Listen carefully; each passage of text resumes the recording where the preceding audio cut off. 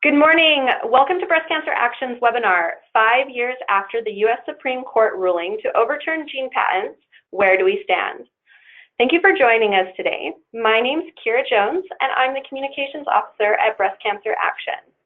Joining me on the webinar today will be Sandra Park, Senior Staff Attorney in the ACLU Women's Rights Project, and Tania Simoncelli, the Director of Policy for Science at the Chan Zuckerberg Initiative.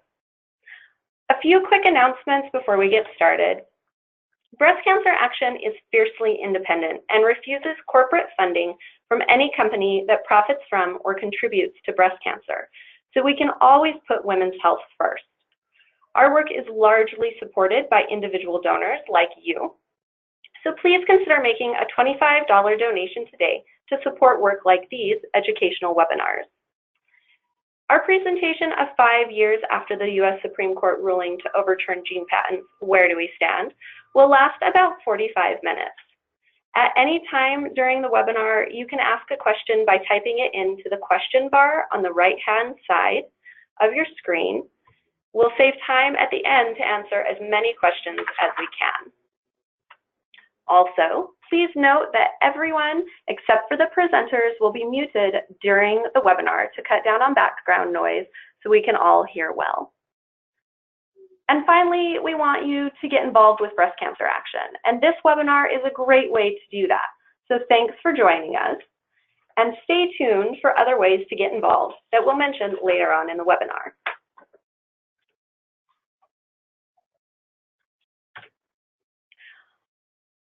Today's webinar will be covering the following. We'll start with an overview of Breast Cancer Action, and I'll share a brief history of Breast Cancer Action's involvement in the Supreme Court case. Then I'll turn it over to our presenters who will provide the background for the case, and then we'll talk about the decision and the impacts of the case. We'll talk through a few additional resources, and then we'll have time for Q&A with the panelists. I want to take a moment to talk about Breast Cancer Action. We were founded in 1990 by a group of women living with breast cancer who were frustrated with the lack of information about breast cancer. They founded Breast Cancer Action because they saw a need for a grassroots organization with a unique understanding of the political, economic, and social context of breast cancer. Our founders, only one of whom is still alive today, knew that their private medical crises were part of a larger public health emergency, and that the experiences of those dealing with breast cancer needed to be heard to address this crisis. Breast Cancer Action is the only organization that addresses the breast cancer epidemic at the intersection of breast cancer, the environment, social justice, and feminism. Our mission is to achieve health justice for all women at risk and living with breast cancer. So what makes us different? We recognize here at Breast Cancer Action how issues of health and social justice are intertwined through the work we do and form a foundation for our core values around our work to address and end the breast cancer epidemic. That's why we made a clear commitment to social justice as the foundation of all our work. We know that breast cancer is a public health crisis and a social justice issue. Women are not to be blamed for their breast cancer. That's why we focus on systemic solutions that get to the root of the breast cancer epidemic. So as the watchdog for the breast cancer movement, we educate, organize, and take action for systemic change in 3 distinct areas. The first is our work on breast cancer screening, diagnosis, and treatment, which examines the data from a patient perspective and includes breast cancer screening, healthcare access, drug and device approval, and demands more effective and less costly and less toxic treatments. The next is our work around root causes of the breast cancer epidemic, which focuses on eliminating the involuntary exposures to hazardous and toxic chemicals present in all our daily lives that put us at an increased risk of breast cancer. The last is pink ribbon marketing and culture, which often exploits a disease that devastates communities, misrepresents who's affected by breast cancer, and excludes and marginalizes women's diverse lived experiences of the disease. We address the true impact that breast cancer has on women's lives and their communities. So I want to start with Breast Cancer Action's objections to gene patents. Even though it's absurd on its face for a company to patent human DNA, we got involved in the case because of the clear and direct harm from Myriad's patent on women living with and at risk of breast cancer. Myriad's human gene patents created a monopoly, resulting in a technologically outdated and overly expensive test, blocking access to too many women to potentially life-saving information. And for nearly 15 years, Myriad was the only company in the US that provided the test. Other researchers said they could provide a more complete test for around a quarter of what Myriad was charging. And indeed, immediately after the ruling, the price of the test dropped under $1,000. So Myriad's monopoly meant there was little incentive for them to identify rare mutations.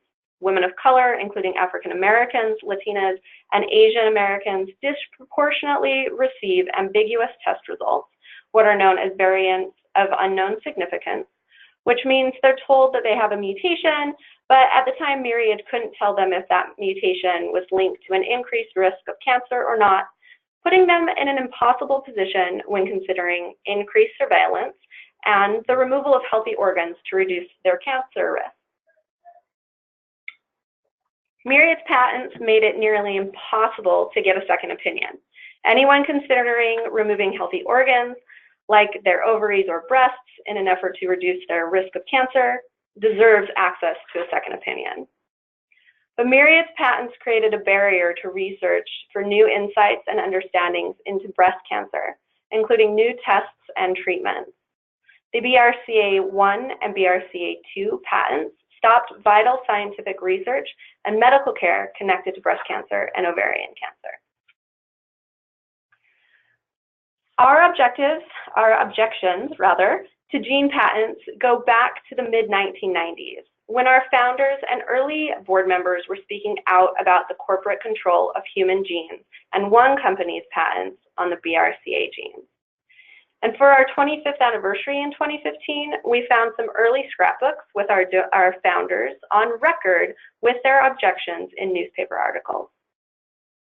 Now, fast forward to 1990, when the ACLU launched the case, and Tania and Sandra will talk more about this in just a few moments. And Breast Cancer Action was the only breast cancer organization to sign on to the suit, and that's important. The case wound its way through the courts over nearly 5 years. The Supreme Court heard oral arguments on April 15th, 2013, and we hosted a rally with women traveling from across the country to join us on the steps of the Supreme Court. And this is a photo from the rally, and I think some of you on this call today were there with us that day. So 5 years ago today, June 13th, the Supreme Court ruled unanimously in our favor. And as I said, Tania and Sandra will talk more about that and how important this case is. But I want to take a moment before we pivot to that to emphasize that today, most of us agree on the face of it that human gene patents are wrong. But when this case began, we were told it was frivolous and would get thrown out of court. After all, the Patent Trademark Office had granted patents on human genes. And immediately after the ruling, Breast Cancer Action was approached by small biotech companies wanting to see if we would support them as they entered the market under threat of lawsuit from Myriad. After all, Myriad's press release after the Supreme Court decision claimed they had actually won the case, and they spent a year and a half after suing smaller companies. I want to be clear that the independence we have as an organization is thanks to our strict conflict of interest policy, which is what allowed us to join the case in the first place. And it means that we put patient interests before any company, large or small. And we essentially said to these newer companies entering the marketplace that we weren't letting them off the hook either. And we told them, here's what we want to see for you to do to protect patients' health and well-being. We want fully validated tests that are both lab accredited and clinically validated. Because the scary truth is that different companies interpret genetic results differently. And we need to know what companies say about risks, what the companies say about risks, and has it been peer reviewed, and is it accurate? We want them to contribute to larger research databases to advance science and medicine, not just hoard patient data in proprietary databases. And we've seen that with Myriad and 23andMe, where consumers are the product in many ways. We want them to ensure customers get independent licensed genetic counseling both before and after testing, because this stuff is complex. Most doctors aren't equipped to recommend testing or interpret results, and informed consent requires genetic counseling. We want to know that anyone who needs testing can get it. And we want to make sure companies aren't boosting their revenue by overselling the benefits of genetic testing or fear-mongering. Now I'd like to introduce our speakers in a little bit more detail. As I mentioned, Sandra Park is a senior staff attorney in the ACLU Women's Rights Project. At the ACLU, Sandra engages in litigation, policy advocacy, and public education at the federal, state, and local levels to advance gender equality and the rights of women and girls. Sandra has advocated for survivors of gender-based violence throughout her legal career. Much of her current work focuses on discrimination faced by victims of domestic violence and sexual assault in housing, law enforcement, response, schools, and the military. Sandra was the lead attorney on the groundbreaking lawsuit that you're going to hear more about today. And our other presenter is Tania Simoncelli, as I mentioned before. She recently joined the Chan Zuckerberg Initiative as Director of Policy for Science. And for the past 20 years, Tania has designed advocacy strategies and policy solutions to address complex issues at the intersection of science, technology, law, and ethics. Previous roles include serving for 7 years as a science advisor to the ACLU and for 5 years in senior staff roles at the U.S. Food and Drug Administration and the White House Office of Science and Technology Policy. In 2013, Tania was named by the Journal of Nature as one of the 10 people who mattered this year for spearheading the ACLU's successful Supreme Court case challenging the patenting of human genes. Now I'll turn the time over to our presenters, beginning with Tania. Thank you so much, Kira. It's really wonderful to be here. I honestly can't think of a more appropriate way to celebrate the 5-year anniversary of this decision. As everyone's just heard, Breast Cancer Action played an incredibly important role, not only as a plaintiff. I should add that, Barbara Brenner, one of Breast Cancer Action's founders, was actually one of the very first people we talked to from the breast cancer community, and was incredibly helpful in just even framing some key issues about, first of all, in our internal decisions at the ACLU about whether to bring this case, and discussions with her were incredibly important, and also just in framing the case broadly, especially with how we articulated and communicated the case to the public. So it's really great to be here. As Kira mentioned, I want to start by just talking a little bit more about the history of the case, and Sandra and I just divided this up arbitrarily, and then I'll turn it over to her and she can talk some about the impacts, the decision itself, and the impacts that we've seen to date. So, as you may know, the U.S. Patent and Trademark Office actually started issuing patents on human genes back in 1980. That was one of the very first patent was issued in 1980. It was sort of unnoticed at the time, but as things picked up in genomics, more and more of these patents were being issued. Certainly, it's really picked up in the 1990s and became a lot more controversial, especially in the scientific community that was very, very concerned about the way that this would sort of tie up knowledge about the human genome. And so many people ask me, like, how is it that the Patent Office issued these patents in the first place? Their basic justification for their policy was that the PTO wasn't issuing patents on your gene or my gene per se, but on so-called isolated DNA. basically segments of DNA that had been excised from a cell. And they claimed that so-called isolated DNA was eligible for a patent as a composition of matter because that DNA molecule does not exist, does not actually occur in that isolated form in nature. The problem with this argument was it's actually incorrect as a matter of science, as our case actually showed ultimately. But moreover, the real problem is that any conceivable use of a gene or a segment of DNA, including sequencing that gene for research or for diagnostic purposes, requires that the DNA be isolated. So a patent on so-called isolated gene, for all intents and purposes, is a patent on the gene itself. Next slide. Can we have the next slide? Oh, yep, we're having, there we go. There we go. One more. So I joined the ACLU in 2003, and I had followed the gene patent debate for many years and felt that this was really something that the ACLU was uniquely poised to take on. And I linked up with Chris Hansen, who was one of ACLU's most senior litigators and who was immediately taken by this idea of thinking about how we could actually challenge this and build a case against gene patents. And we were soon thereafter joined by Sandra. Next slide. And our goal from the very beginning was to end the practice of gene patenting in the United States, but to do that through litigation, we were going to need to identify someone to sue. And it didn't take us long to settle. We looked at a lot of gene patents, but it didn't take us very long to settle on Myriad Genetics. Myriad was a company based in Utah. They had, as you know, they had obtained patents on the BRCA 1 and 2 genes. Next slide. Women with certain mutations along these genes are considered to be at significantly increased risk of developing breast and ovarian cancer, but there was a lot that we still didn't know about the genes, and that's important because one of the problems, of course, is that Myriad had been using its patent protection to maintain a complete monopoly on BRCA testing in the United States.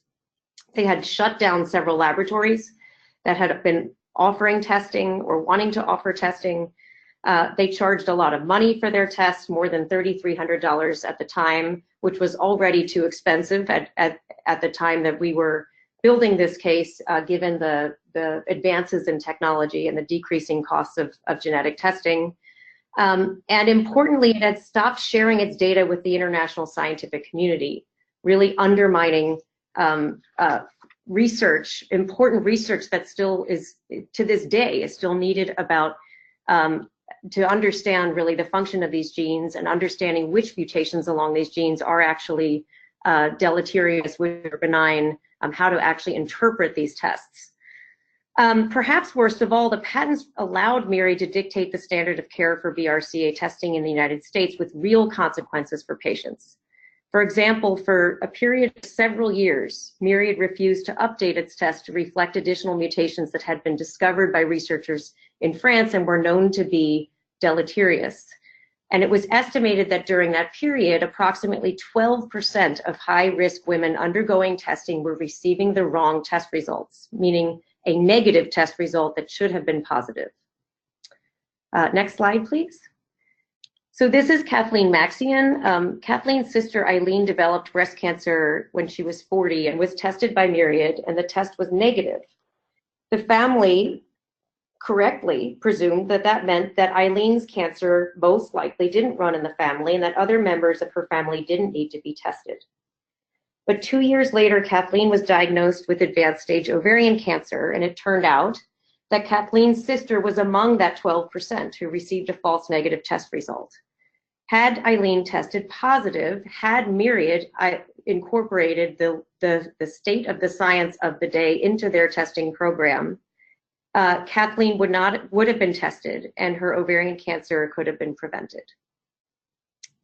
Next slide, please.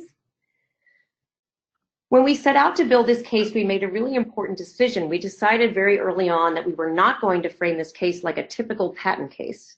Instead, we were going to frame it like a civil rights case. We were going to organize a broad coalition of plaintiffs and experts that could tell the court about all the ways that these patents were causing harm. And we ended up with 20 highly committed plaintiffs, including Breast Cancer Action, national organizations representing more than 150,000 medical professionals whose members wanted to develop better tests, clinical geneticists who had received cease and desist letters from Myriad ordering them to stop offering BRCA testing, genetic counselors who wanted better options for their patients, Breast Cancer Action, who I should add, not only just to echo what Kira said, the independence of this organization was phenomenally important for this case. We reached out to a number of other organizations, and I will say it was very sad to have conversations with organizations who said, well, we agree with you, we understand that this is a problem, but we actually take, Myriad gives us a donation every year, a sizable contribution, and we feel uncomfortable joining as plaintiffs in the case. And Breast Cancer Action did not have that conflict and immediately came to the table and was incredibly important for us and for this case. I'll also say, and finally, we also had individual women who couldn't afford the testing or who wanted to obtain a second opinion. Next slide.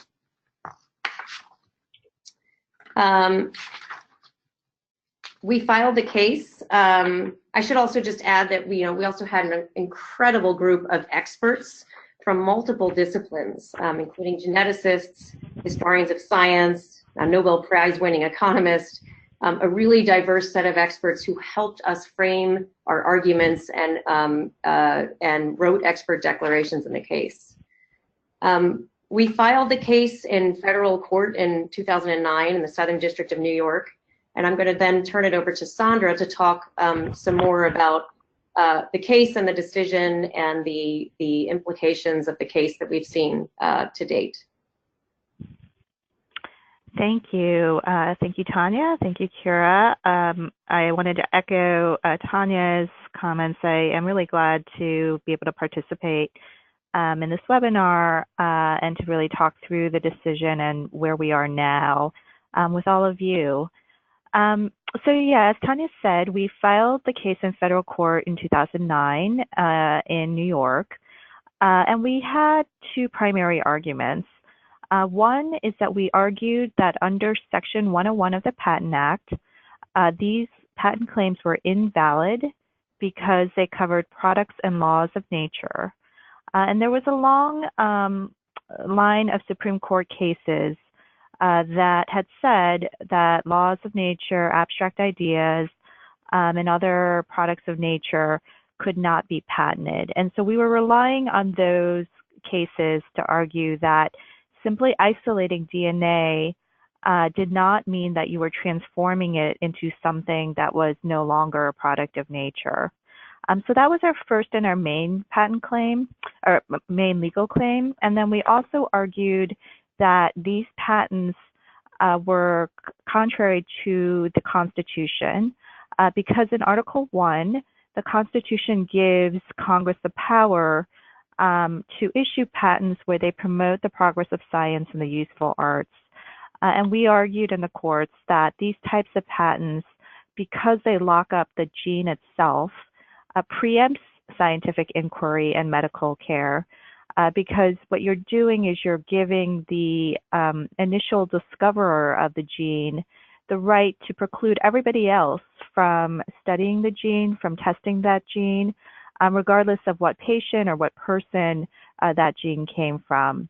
And so that was a constitutional argument that we also added, and that was really informed by some of our thinking about how the Constitution should intersect with patent law. Next slide. Next slide. There's just a little bit of a lag. There we go. Oh, okay, no problem. These are just some photos from the day of the Supreme Court argument. I think you saw some of them earlier in terms of the protests that Breast Cancer Action and others organized and participated in. Next slide. So after we filed the case, there were a number of legal proceedings. It ultimately went up to the Supreme Court. And one thing I'll say is we were really gratified that at that point, the U.S. government actually filed an amicus brief supporting our argument that isolated DNA should not be patentable. And that was a big deal because obviously the Patent Office part of the federal government, was the agency that had issued these patents in the first place. And so for the U.S. government to now say to the Supreme Court that these patents were invalid was an important position for the federal government to adopt. So 5 years ago today, the Supreme Court issued a unanimous decision. It was written by Justice Thomas. And Justice Thomas wrote that these patents are not patent eligible under Section 101 of the Patent Act. The quote is here: "A naturally occurring DNA segment is a product of nature and not patent eligible merely because it has been isolated." He went on to write, "Myriad did not create anything. To be sure, it found an important and useful gene, but separating that gene from its surrounding genetic material is not an act of invention." And so that decision agreed with our conclusions and our arguments that isolated DNA should not be patent eligible. I will note that the court also said that another form of DNA, complementary DNA, might be patent eligible, but that was not crucial to our legal argument, primarily because it was the patents on isolated DNA that Myriad had used to preclude any other lab from providing testing to patients. Next slide. So the initial reactions to the decision were overwhelmingly positive, and we just included some of the headlines here. I think there was a lot of commentary on the fact that this decision was a win for society. Obviously, for the community that cares about the BRCA1 and 2 genes, it was most directly impacted by this decision.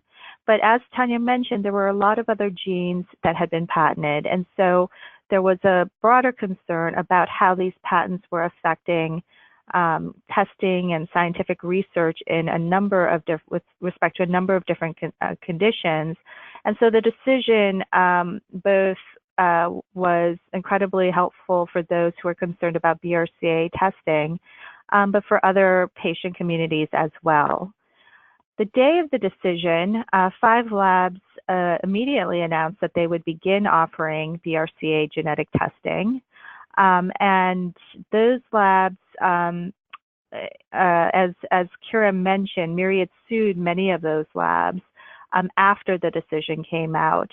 And what they were doing there is they wanted to hold on to the monopoly that the patents that the Supreme Court had struck down had given them. And so what they did was they asserted other patent claims against these laboratories. But I'm happy to report that those lawsuits, the federal courts ultimately ruled that the patent claims that Myriad was trying to assert again were also invalid. And ultimately, those cases were resolved, and Myriad was not able to stand in the way of other laboratories offering testing on BRCA1 and 2. We've also noted here NIH Director Francis Collins' comment about the case. And again, he, I think, was a main driver behind the U.S. position that these patents were harmful to patients in the development of genetic medicine. Next slide. So the situation we have today, if we are really looking at the context of BRCA testing following the decision, is that we now have more than a dozen labs that have been offering BRCA testing, and a few of them are just shown here. Many of them are charging a fraction of what Myriad charged before the decision came out. And they're offering testing in different ways, in looking at, different genes in combination with each other. And so it's really opened the door in terms of both the comprehensiveness and the cost and the options that are now available to patients because labs are now able to offer this type of testing. I think the other main point that we are noticing with these labs is that most of the labs are taking a very different approach to data from what Myriad took. As I think Tania mentioned, Myriad was not sharing its data with the larger scientific community, after a certain point, and that allowed it to amass the largest database on the BRCA 1 and 2 genes, which it was not sharing more broadly.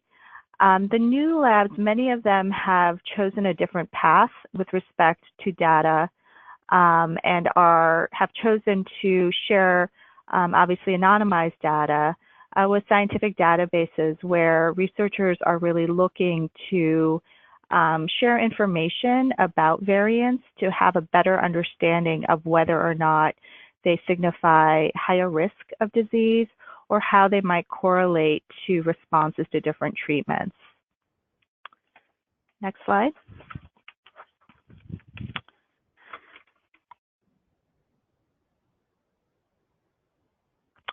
The other big topic that we wanted to talk a little bit about today, beyond the testing options that are now available because of the decision, has to do with data sharing. And, I think one of the unfinished issues coming out of the case was the fact that Myriad had this big database.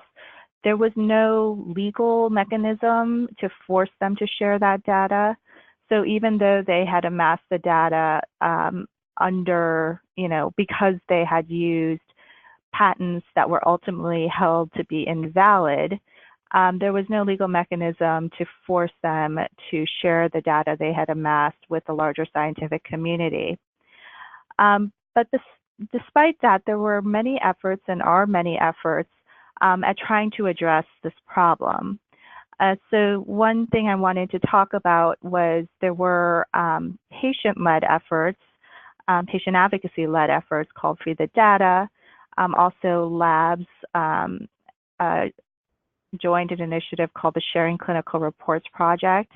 And basically these two initiatives were aimed at having either patients or clinical providers share anonymized information that was generated from Myriad testing reports to one place. And so in essence, it was an attempt to create a separate database of Myriad test results where all the information was being generated by patients and clinical providers themselves. And so as a workaround, if Myriad was not going to share the data with other scientists, that these patients and clinical providers would, in essence, try to recreate that database. And so that was one effort that was undertaken. Another effort I will mention is a couple of years ago, and this complaint is still pending. We worked with a number of patients who had gotten testing through Myriad, but had not gotten all of the genetic information that Myriad had generated as part of their test. And so when I say that, typically as a patient, if you receive genetic testing, you will receive a test report back. And if you are negative for any of the mutations that the laboratory believes are connected to a higher risk of disease, you'll just get a negative result. But the truth is that for all of us, there are likely to have been variants that the lab did identify. It's just that those variants were, in the lab's mind, not linked to a higher risk of disease. And so the 4 patients that we represented had sought to get that next level of information about their genetic makeup with respect to BRCA 1 and 2 from Myriad. And they'd used the mechanism of HIPAA, which I think many of you will be familiar with as the federal law that deals with health privacy. And HIPAA includes in it not just the right to keep your information private from others, but also the right for you to obtain your full set of health information from your providers. And so that was a complaint that we filed on behalf of 4 patients who had sought that next level of information from Myriad, had been denied. And we used the mechanism through which you can file a HIPAA complaint with the Office for Civil Rights at the U.S. Department of Health and Human Services.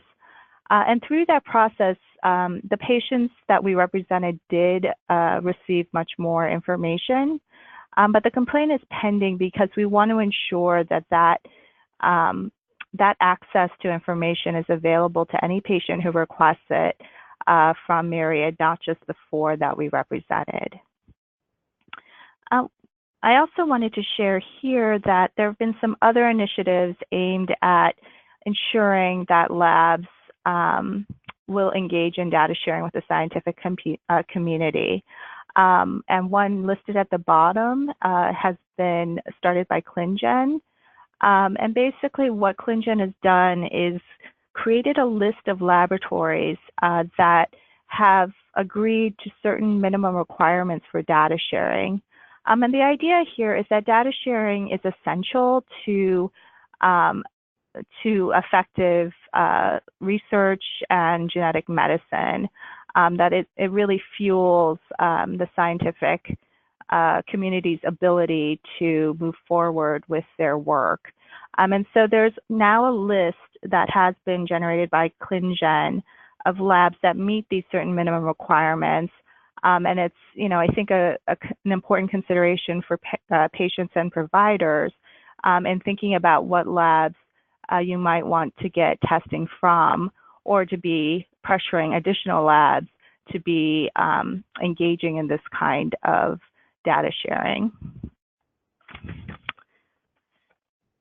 Next slide, please.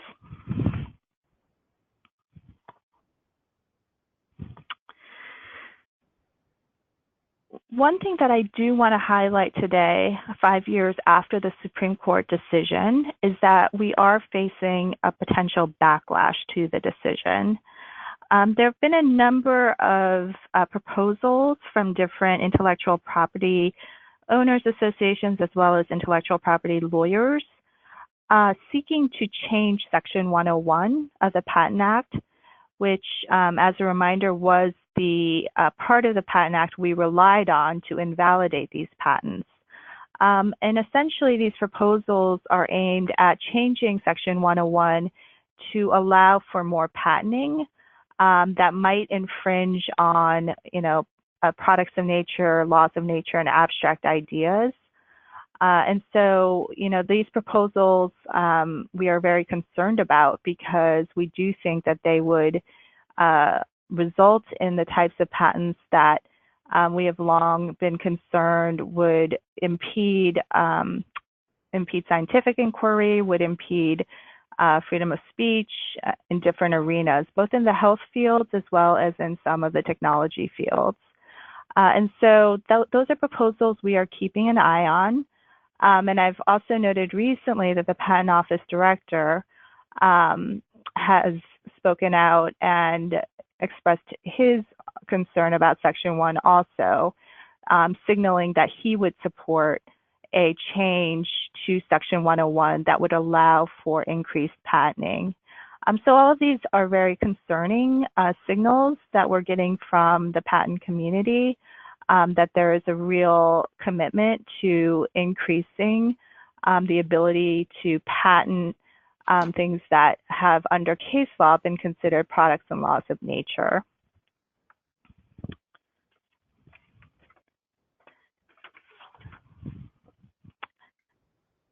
I think, yeah, we can go on to the next slide. So, I think at this point, we really wanted to open it up for questions. The 2 links here are links to our case page on the gene patents litigation, as well as our Genes Are Data refers to the HIPAA complaint that we filed on behalf of the 4 patients to access their full set of genetic information. So for folks who are interested in either of those topics, there's more information to be found on those web pages. Great. Thank you both so much, Tania and Sandra.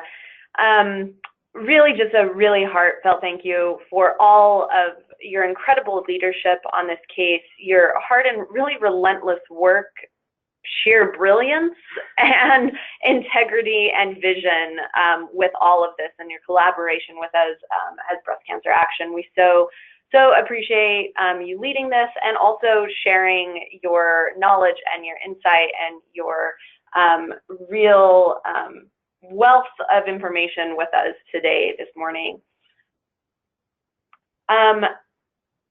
Before we turn to the Q&A portion of this webinar, I wanted to just also bring up a couple of additional resources to share with you in addition to what Sandra and Tania have shared. These are just a few op-eds that were placed on this issue, written by our Executive Director, Karuna Jagger. And one that I wanted to pull out specifically is our LA Times op-ed, which was actually co-authored by Marcy Darnofsky, who is the Executive Director at the Center for Genetics and Society, who I believe is on our webinar today. So thank you for joining us today. Huge shout out to her and her work. So we'll be opening it up to questions in just a minute, but before I do that, I want to talk a little bit more about how you can get involved with Breast Cancer Action if you're interested. You can become a member by signing up for our news and action alert emails to keep up to date on the issues that we're covering. You can join us on Facebook and Twitter to connect with others and help change the conversation about the breast cancer epidemic. You can also help others get involved by telling your friends, coworkers, and family about this webinar and how they can take action as well. And just as a reminder, we record all of our webinars and we make them available on our website. So stay tuned and keep an eye out for that. And then, of course, because you registered for this webinar today, you'll be receiving a link to it in an email shortly. And lastly, you can donate to support our education and advocacy work, which we always appreciate. Again, given our strict conflict of interest policy, we depend on members like you to support our work.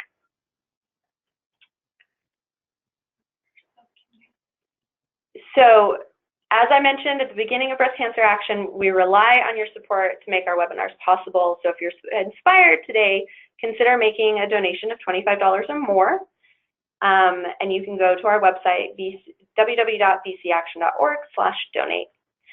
And I want to just give another really big thank you to Sandra and Tania for their presentation today.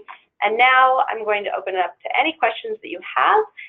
There's a couple that I have seen come in already, and I'm going to just go through as many as I can with the time that we have left. So let's see. We have one question that says, is directed at Sandra. Have you drafted an action alert on these proposed changes? Is anyone lobbying on these from the outside, or from our side rather, for proposed changes specifically to Section 101, that is? Yeah, so this is something we've been monitoring. I should be clear that there has not yet been any bills introduced in Congress on this, and so you know, it's something that I hope that if it turns out that these proposals gain momentum, we will certainly be activating folks around this, and we'll be in touch, of course, with Breast Cancer Action about, you know, further steps. It's something I wanted to mention because we are seeing, you know, these proposals circulating, but at this point there hasn't been any actual introduction in Congress.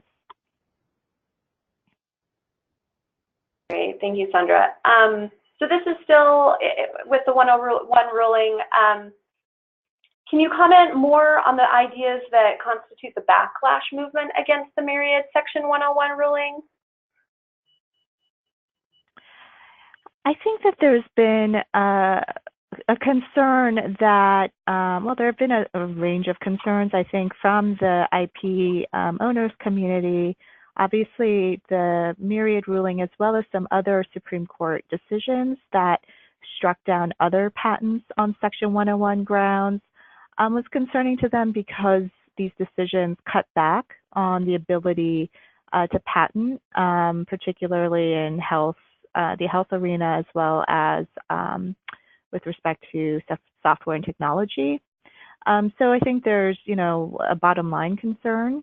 And there's also a concern about how to apply the Supreme Court decisions from the IP community's perspective, as well as the Patent Office. And, we have, over the years, offered comments and other input into what we think should go into those determinations. But I will say that, within the patent community, there tends to be a certain way of thinking about how to evaluate these, and a desire for very bright line rules that, in some of these situations we think is not appropriate for really getting at the nuance of what's being sought to be invented. But I would say those are the two main concerns I've heard coming from the backlash. And, there've now been a number of cases that have come up where courts are ruling that a range of patents are invalid. And so it goes beyond genes, but also some other health-related arenas. There was a big case involving testing of maternal blood for fetal DNA as an alternative to amniocentesis, where the courts ultimately held that what was thought to be patented there was a natural law, that the fact that fetal DNA circulates in maternal blood is not something that the patent holder invented. And so that was another example of where a health-related patent was struck down on Section 101 grounds, and I think caused a lot of concern within the biotech community because they believe that should have been patentable. Yeah, I would just add, Section 101 is really, there's a threshold question of whether something is patent eligible, and the patent bar gets very nervous when one invokes 101 as the and tries to, because it can have far-ranging impacts. I mean, so I think because, and Sandra is describing, there's been sort of a whole class of these cases, the Supreme Court became very interested in 101 and patent eligibility because there was a recognition that the Patent and Trademark Office had kind of frankly run amok and was issuing patents on things that were really undermining the whole purpose of the patent system, which is fundamentally about promoting progress.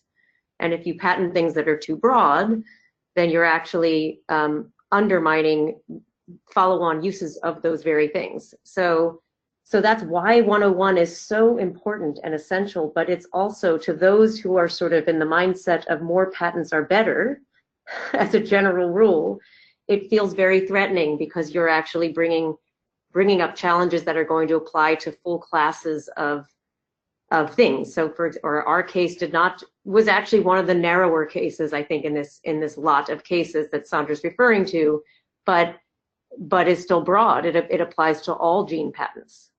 So I think there's a nervousness around wielding this part of the policy. But it's, and we believe it's absolutely the right way to do this and the right way to think about, from a societal level, what should be patented and should not be patented, what should not be eligible for a patent. So I think that's part of what's at stake. Great, thank you both so much for that. I have one other one that is in line with what we're sort of already talking about with 101 ruling, but takes us down a different path. It says, is anyone working on furthering the protection provided patients under the GINA, which is the Genetic Information Non-Discrimination Act? We're interested in seeing GINA extended to include long-term care insurance and life insurance. For either one of you who might be able to speak to that. Yeah, it's incredibly important in this day and age where, President Obama launched a precision medicine initiative where we're encouraging 1 million Americans to sign up for for the research cohort to share their data, where there's more and more sort of focus on leveraging the HIPAA right of access provision to get access to more of your information, including your genomic data, where more and more people are undergoing sequencing, whether for research purposes or for clinical diagnostic purposes. Many of us are very concerned that the current law doesn't go far enough. There were some changes to the 21st Century Cures Act that were very helpful in the research context in protecting individuals. So that has really helped with, say, the Precision Medicine Initiative and in the research context of sort of patients sharing their genomic data.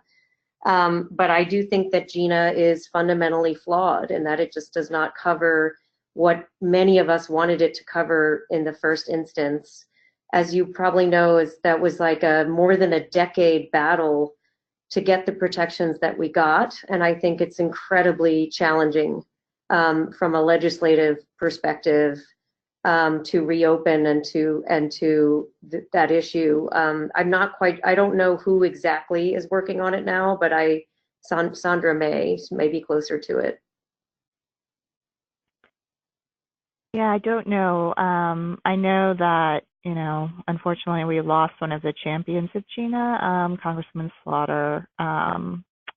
And so I'm not sure what the current status of advocacy on that is, but obviously it is a goal that I think many of us agree needs to be pursued.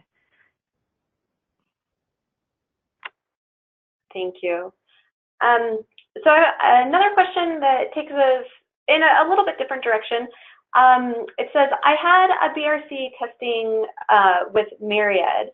Can I get my data from them to share with one of the other research databases? I think maybe some that you mentioned, Sandra. Mm-hmm. Yeah, I mean, you can request, so, every patient has the right to request their full, what's called the designated record set, which is basically your health records from a laboratory. And so folks do have that right. As I said, the 4 patients we represented and we filed a complaint on behalf of back in 2016 were denied their full set of information initially. So while they were able to get their test report, they were not initially able to get other information that had been generated from the tests that they received from Myriad. And so that's what led us to file the HIPAA complaint. I think that there are patients that have had mixed experiences with Myriad since the filing of our complaint. And so people certainly have the right to seek that information from Myriad. Tania and I were actually talking before the webinar about what options there are for patients in terms of are there mechanisms now that make it easier for patients to share their data with some of these scientific initiatives particularly focused on understanding BRCA1 and 2 in greater detail. And I don't know if Tania, if you have anything you want to add on that point. Yeah, I would just say you do fundamentally have a right to your data, and you should request it if you want it. I know that ClinGen, which is operated by NIH, and it's has been working on creating a portal so that patients could upload their variant call data. The series of variants. So some would be benign, or even if you get a negative test result, we all have variants, benign variants, and sometimes those variants are reclassified as deleterious. And so some patients may want their access to their full set of data so that they can track and monitor whether if there's a reinterpretation of one of the variants that they may have, or they may get a variant of uncertain significance, which happens very commonly with BRCA testing. So that's one reason someone might want their data. And it's also a good reason to share your data, because then more and more people can look at what was classified as benign, and there can be discussions about whether those classifications are right, but those discussions don't happen if they're just locked in a single laboratory.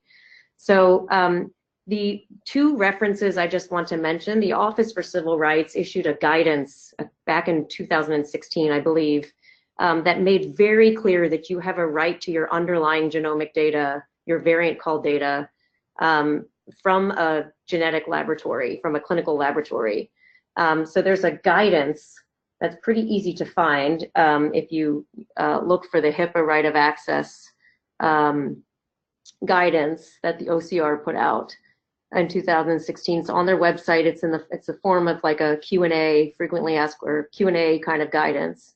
The other thing that I would mention is there's an organization called Get My Health Data that has some really useful resources on how to request your health data generally, but that applies not just to, say, a hospital, but can also apply to a laboratory. And so they have like sample letters that you can submit and forms that you can submit to request your information.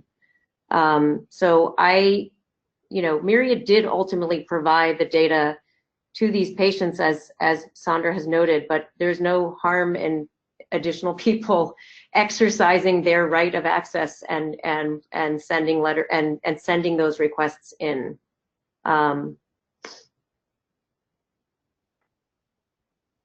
Great. Thank you so much. Sandra and Tania, I wanted to just ask if there was anything else that you would like to comment on, any last notes as we wrap up the webinar for today?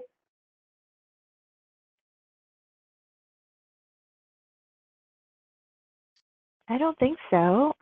Thank you so much for this opportunity. Yes. Thank you so much for being. I think that to sum up, I think, in many ways the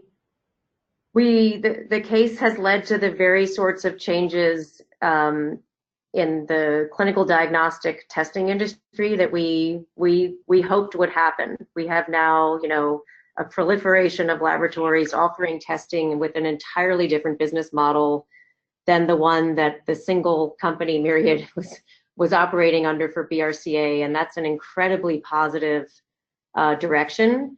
There's always more work to do, and we look forward to continuing to do that work in partnership with Breast Cancer Action and the broader coalition of wonderful organizations and individuals that we organized for this case. So thank you. It's, like I said, a great way to celebrate the 5-year anniversary.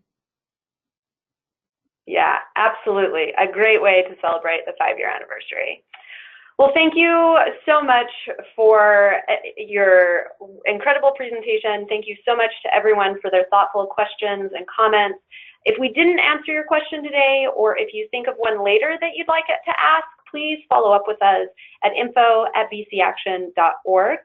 And thank you so much for your time and attention. Please watch for an email from us that will be coming out shortly. It'll have a short survey, and we'd love to hear your feedback on this webinar because it helps us make this program better and better. And thank you again to our presenters, Sandra Park and Tania Simoncelli, and everyone of you. Have a great rest of your day. Take care now. Bye.